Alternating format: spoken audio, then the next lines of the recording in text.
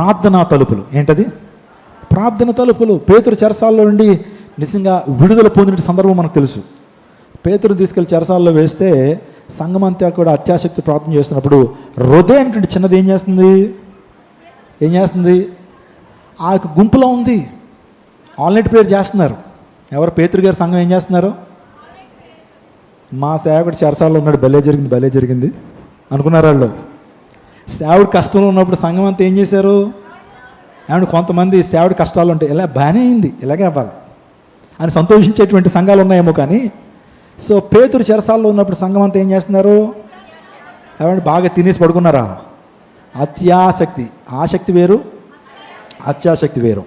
ప్రార్థన చేస్తే ఆ గుంపులు ఎవరున్నారట? చిన్నది ఉందట హృదయ. ఆ హృదయ కూడా ఆ గుంపులో ఉందట. నిజంగా ఎంత ప్రజ్వలించేటువంటి అనుభవం ఆ హృదయలో ఉంది. ఆ హృదయ ఎంత పాఠాన్ని మనకు నేర్పుతోంది. కాబట్టి అక్కడ ప్రార్థన తలుపులు ఎప్పుడైతే తెరిచారో చెరసాల తలుపులు తెరవబడ్డాయి. స్తోత్రం చెప్పడం. హల్లెలూయా, హల్లెలూయా.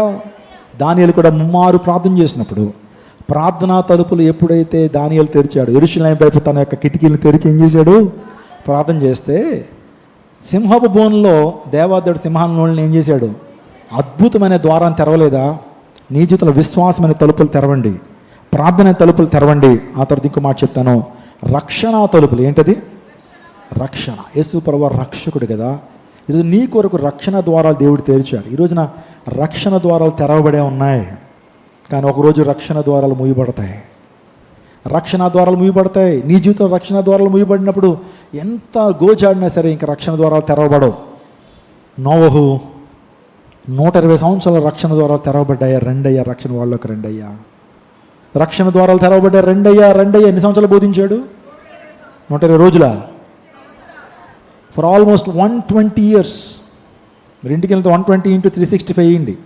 అన్ని రోజులు బోధిస్తే అందరూ ఏమన్నారు? ఏంటి వర్షం వస్తుందా? ఈ భూమి అంతా కూడా జలపడం వస్తుందా? అప్పుడు నేను చచ్చిపోతామా? ఏది వర్షం ఎలా ఉంటుందో చూపించు. ఆ టైంకి వర్షం కూడా తెలియదు. భూమి నుంచి వస్తున్న ఆవిరి ద్వారా పంటలు పండుతుండేటువంటివి. వర్షం అంటే ఆ ప్రజలకు తెలిసేది కాదు.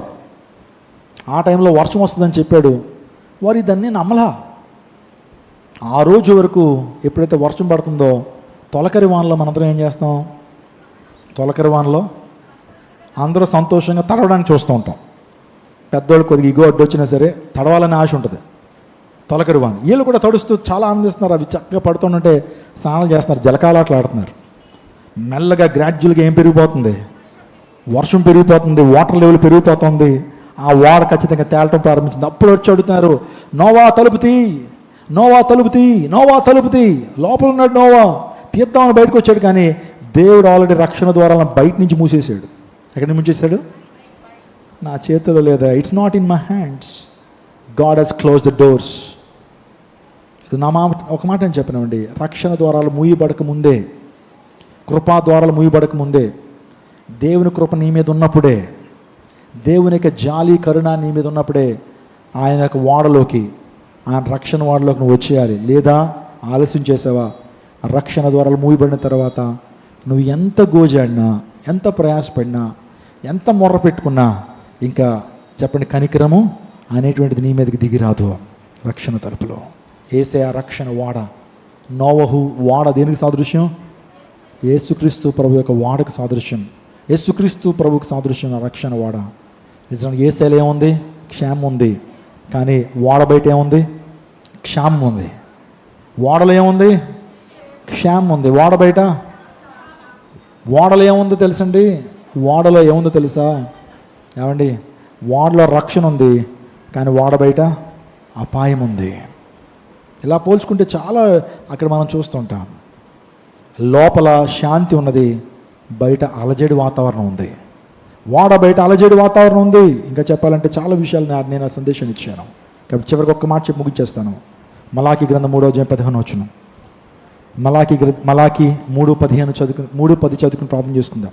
నా మందిరములో ఆహారం ఉన్నట్లు 10వ భాగమంతయు మీరు నా మందిరపు నిధిలోనికి నా యొక్క మందిరపు నిధిలోకి తీసుకురండి. దీన్ని చేసి మీరు నన్ను శోధించిన ఎడల నేను ఆకాశపు వాకిండ్లను విప్పి పట్టజాలనంత విస్తారముగా దీవెనలు కుమ్మరించదనని సైన్యములకు అధిపతియగు యెహోవా సెలవిచ్చుచున్నాడు. చూడండి, ఈరోజు నా ప్రభువుకు మనం ఇచ్చే విషయంలో నమ్మకంగా ఉన్నప్పుడు, ప్రభువు కొరకు కానుకల తలుపులు మనం తెలిసినప్పుడు, ప్రభువు మనకు దీవెనల కొరకు ఆయన తలుపు తెరుస్తాడు. స్తోత్రం చెప్పండి హల్లెలూయా. మలాకీలో చాలా స్పష్టంగా దేవుడు మాట్లాడాడు. మొదట చాలా హర్టింగ్ వర్డ్ ఉంటుంది, మీలో దొంగలు ఉన్నారు అన్నాడు. చదవండి ఒకసారి, ఆ టెక్స్ట్ కూడా పెట్టండి ఒకసారి. మలాకీ గ్రంథము 8వ వచనం, 3వ అధ్యాయం 10వ వచనం, 3వ అధ్యాయం 8వ వచనం. మానవుడు దేవుని యొద్ద దొంగిలునా అయితే మీరు నా యొద్ద దొంగిలితిరి. దేని విషయంలో మేము నీ యొద్ద దొంగిలితిమని. చూడండి, దేవుడు అంటున్నాడు, నా యొద్ద మీరు దొంగతనం చేశారన్నాడు. దేని విషయంలో మేము నీ యొద్ద దొంగతనం చేశామని మీరందరూ చదవండి అమ్మ. మానవుడు దేవుని యొద్ద దొంగిలినా అయితే మీరు నా యొద్ద దొంగిలితిరి. దేని విషయంలో మేము నీ యొద్ద దొంగిలించితిమని మీరందరూ 10వ భాగమును ప్రతిష్ఠార్పణలను ఇయ్యలక దొంగిలితిరి. ఈ జనులందరూ నా యొద్ద దొంగిలించుచునే ఉన్నారు. మీరు శాపగ్రస్తులై ఉన్నారు. చదవండి, నా మందిరంలో ఆహారం ఉన్నట్లు 10వ భాగమంతయు మీరు నా మందిరం నిధిలోకి తీసుకురండి. మీరు దీన్ని చేసి నన్ను శోధించిన యెడల నేను ఆకాశ వాకిళ్లను విప్పి పట్టజాలంత విస్తారముగా దీవెనలు కుమ్మరించదనని సైన్యములకు అధిపతి యెహోవా సెలవిచ్చుచున్నాడు. ఈ రోజున ప్రభువుకు మనం ఇచ్చేటువంటి కానుకలు ఏదైతే ఉంటాయో, మన ప్రతిష్టార్పణలు, మన దశమ భాగములు అనే తలుపులు మనం తీసినప్పుడు, దేవుడు తన ఆకాశ తలుపులను ఏం చేస్తాడట, తెరిచి పట్టజాలంత విస్తార సదీవలతో మనం నింపుతాడని దేవుని నాకు సెలవిస్తూ ఉంది. నిజంగా ఆ మాట నేను చెప్తున్నామండి, దేవునికి ఇచ్చేటువంటి అనుభవం, దేవుని ప్రేమించేటువంటి అనుభవం, దేవునికి ఇవ్వాలంటే చాలామందికి ఎంత ఇబ్బందిగా ఉంటుందో. దేవుడు సమస్తాన్ని నీకు నాకు ఇచ్చాడు. ఈరోజు నీ ఆయుష్ని ప్రభు ఇచ్చాడు, ఈ బలాన్ని ఇచ్చాడు, ఉద్యోగం చేసుకోవడానికి జ్ఞానాన్ని ఇచ్చాడు, ఉద్యోగానికి వెళ్ళడానికి శక్తిని ఇచ్చాడు, వాహనాలను ఇచ్చాడు, సంఘాన్ని ఇచ్చాడు, బిడ్డలను ఇచ్చాడు. ఎన్ని మేలుతో దేవుడు నింపుతున్నాడు. దేవుడు అంటున్నాడు, నీ భాగాన్ని నమ్మకంగా చెల్లించు, విశ్వాసంతో విత్తు. మీరు నా దగ్గర దొంగతనం చేస్తున్నారు, అందుని బట్టి మీరు ఏ విషయంలో దొంగతనం చేస్తారంటారు. మేము ఎవరు దొంగిలించాం అనేటువంటి ఆ క్వశ్చన్ మీరు అడుగుతారు. మీరు ప్రతిష్టార్పణలో దశమ భాగం విషయంలో మీరు దొంగతనం చేస్తున్నారు అనే విషయాన్ని దేవుడు చెప్పాడు. నువ్వు ఏ కొలతతో అయితే నువ్వు కొలుస్తావో, మీరు ఏ కొలతతో అయితే కొలుస్తారో అదే కొలతతో మీరు కూడా ఏం చేయబడతారు, కొలవబడతారు. దేవునికి ఇచ్చి మనం శోధించినప్పుడు, దేవుని యొక్క ఆజ్ఞలు మనం పాటించినప్పుడు, దేవునికి ఇవ్వాల్సినటువంటి భాగాన్ని నమ్మకంగా చెల్లించినప్పుడు, దేవుడు ద్వారాలు తెరిచి మన జీవితంలో కార్యాన్ని జరిగేస్తాడు. మేమేమి ఇవ్వగలుగుతామండి అంటారు చాలామంది. నీకున్న దాంట్లోనే దేవుని భాగాన్ని నమ్మకంగా చెల్లించు, దేవుడు నిన్ను, నీ కుటుంబాన్ని, తరాలను దీవిస్తాడు. ఇది విశ్వాసంతో చేసే ప్రక్రియ. ఇది చెప్పండి, విశ్వాసం లేనటువంటి వాడు దేవునికి ఇవ్వలేడు. విశ్వాసం లేనటువంటి వాడు, దేవుని నిజమైన పరిపూర్ణ విశ్వాసం లేనటువంటి వాడు దేవునికి ఇస్తే నా ధనం అయిపోద్ది అనుకుంటాడు, దేవునికి ఇస్తే నా ధనం అనేటువంటిది మిగల్చబడిపోద్దేమో అనుకుంటాడు. కానీ దేవునికి ఇచ్చినప్పుడు నీ ధనం మీద ఆశీర్వాదం ఉంటుంది. నీ ధనం అనవసరమైన ఖర్చులకు వెళ్ళదు, నీ ధనం హాస్పిటల్ చేతులకు వెళ్ళదు. దేవుడు నీ ధనం మీద నిశ్చయముగా నీ చేతుల కష్టార్జితమును నువ్వు అనుభవించదవు. నాకు చాలా కుటుంబాలు తెలుసు. ఒక కుటుంబం నా దగ్గరికి వచ్చారు, ఒక ప్రశ్న అడిగారు, అయ్యా నేను సంపాదిస్తాను, నా భార్య సంపాదిస్తారు, కానీ నెల చివరిలో మళ్ళీ అప్పులకు పరిగెడుతూ ఉంటామండి. ఎందుకో మా యొక్క సంపాదన మీద దీవెన లేదు, చిల్లు సంచులో వేసిన సంపాదన వల్లే మా సంపాదన ఉంటుంది అని క్రైస్తవులే చెప్తున్నప్పుడు ఒక ప్రశ్న అడిగాను.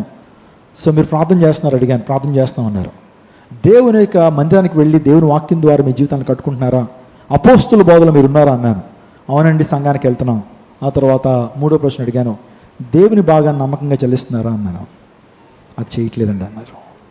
దేవుని భాగాన్ని మేము చెల్లించట్లా, దేవుని భాగాన్ని నమ్మకంగా ఇవ్వట్లేదు అని ఎప్పుడైతే చెప్పగానే నేను చెప్పాను, మీ జీవితంలో కరెక్షన్ ఏంటి తెలుసా, దేవుని భాగాన్ని మీరు చెల్లించు, దశమ భాగాన్ని అది మీది కాదు, అది దేవుని యొక్క ధననిధిలోకి తీసుకురావాలి, అందులో అది చేయండి అని చెప్పినప్పుడు మన సంఘంలో ఉన్నటువంటి వారే అది ఇవ్వటం ప్రారంభించారు, నమ్మకంగా ఇవ్వటం ప్రారంభించారు. దేవుడు ఆ కుటుంబాన్ని దీవించడం మొదలెట్టాడు. స్తోత్రం చెప్పడం హల్లెలూయా. వాళ్ళ ఖర్చులు తగ్గిపోయినాయి, మరి ఏంటో తెలియదు. నిశ్చయంగా నీ చేతుల కష్టాలు నువ్వేం చేస్తావు, అనిపించదు. నీలోకి నీ భార్య ఎప్పుడైతే వారు దేవునికి ఇవ్వటం మొదలుపెట్టారో ఇంట్లో సమాధానం వచ్చిందట మొదట. అయితే భార్య భర్తలు రోజు కొట్టుకుంటుండేవారు, కానీ ఎప్పుడైతే దేవుని ఆజ్ఞను వారు నెరవేర్చడం మొదలుపెట్టారో కుటుంబంలో సమాధానం వచ్చింది. తద్వారా కుటుంబంలో ఆరోగ్యం, ఇదివరకు హాస్పిటల్కి బిడ్డలను తీసుకెళ్తానే ఉండేవారు, కానీ దేవునికి ఇవ్వటం ప్రారంభించిన తర్వాత వారి కుటుంబంలో క్షేమము, వారిలో స్వస్థత, వారిలో సమాధానము. ఇంకో మాట చెప్పాలంటే వారి ధనం మీద ఆశీర్వాదం. రీసెంట్గా వారు ఒక 3 బెడ్రూమ్ హౌస్ను కూడా దేవుని మహాకృపను బట్టి వారు కొన్నారు. స్తోత్రం చెప్పండి, హల్లెలూయా. ఇదంతా కూడా ఎలా అంటే వారు దేవునికి ఇచ్చే భాగం, దేవుని ఆజ్ఞకు లోబడేటువంటి భాగం. దొంగలుగా మనం ఒకరు ఉన్నట్లయితే, దొంగతనం చేసిన వ్యక్తులు ఉన్నట్లయితే ఏం దొంగతనం చేస్తున్నాం? దేవుని భాగము, దేవునికి ఇచ్చే దశం భాగాన్ని దొంగలిస్తున్నాం. జాగ్రత్తను అనుకున్నావు, ఎంతో సంపాదించేస్తున్నాం, ఎంత మిగిలి చేస్తాం అనుకుంటున్నావు, కానీ ఆ సంపాదన, ఆ మిగిల్పు అనేటువంటిది అది క్షేమకరమైనది కాదు, అది నీకు ఆశీర్వాదం కాదు. కాబట్టి ఎన్ని ద్వారాల గురించి చెప్పుకున్నా, ఎన్ని తలుపులు? మొదటిది ఏంటి?